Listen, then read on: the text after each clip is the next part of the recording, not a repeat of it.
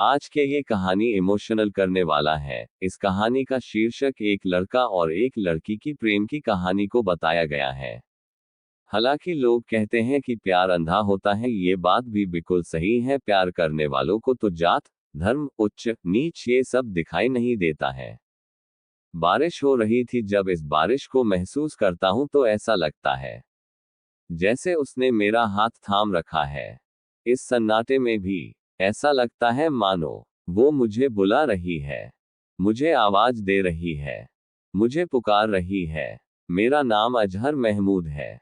मुझसे जिंदगी में सिर्फ एक गलती हो गई कि मैंने एक हिंदू लड़की से प्यार कर लिया। उसका नाम आस्था था। मैंने अपनी जिंदगी में इतना प्यार शायद कभी किसी से नहीं किया था जितना कि आस्था को करता था। हमारा कॉलेज खत्म हुआ, जॉब भी लग गई और वो दिन भी आ गया जिस दिन हमने फैसला किया कि एक दूसरे के घर वालों को अपने रिश्ते के बारे में बताएंगे। 1 मई 2023 का दिन था जब मैंने अपने घर वालों को आस्था के बारे में बताया था।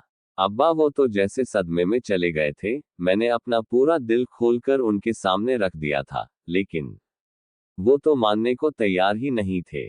वही आस्था के घर वाले भी इस रिश्ते के बिल्कुल खिलाफ थे।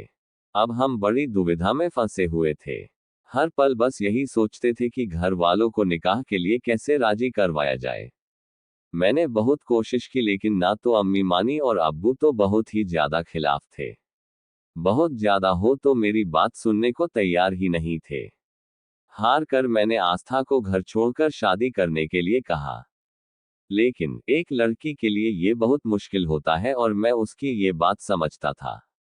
इसलिए मैंने और आस्था ने मिलकर ये फैसला लिया है कि हम दोनों अपने घर वालों की खुशी के लिए अलग हो जाएंगे। और हमने ये वादा किया कि अब एक दूसरे से कभी नहीं मिलेंगे, कभी नहीं। हालांकि मुझे आस्था से दूर हुए अभी 2 ही दिन हुए थे। मेरा दिल बहुत तेज चल रहा था। वो कहते हैं ना, जिसके साथ आपने पूरी जिंदगी बिताने का फैसला किया हो, उसे भूलना इतना आसान नहीं होता। बस आस्था की बात है। उसका चेहरा, उसकी मुस्कुराहट हर समय मुझे याद आती थी। लेकिन करता भी क्या माँ बाप की इज्जत और उनकी जिंदगी आगे। मैं हार चुका था।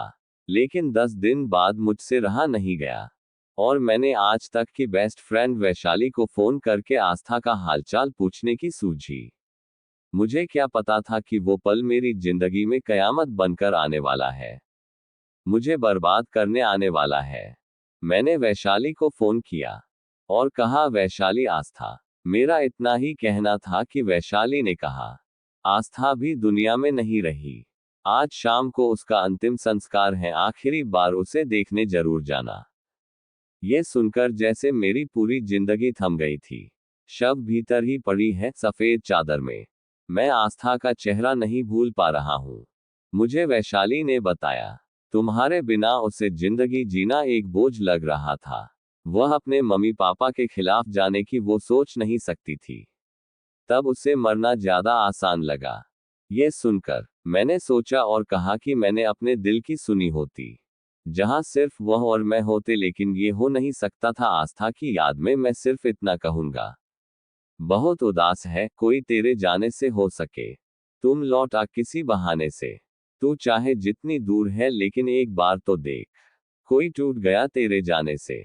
सच में तुम्हारे जाने के बाद अब ऐसा लग रहा जैसे मनो शरीर में जान ही नहीं है। I love you Aastha, love you forever forever.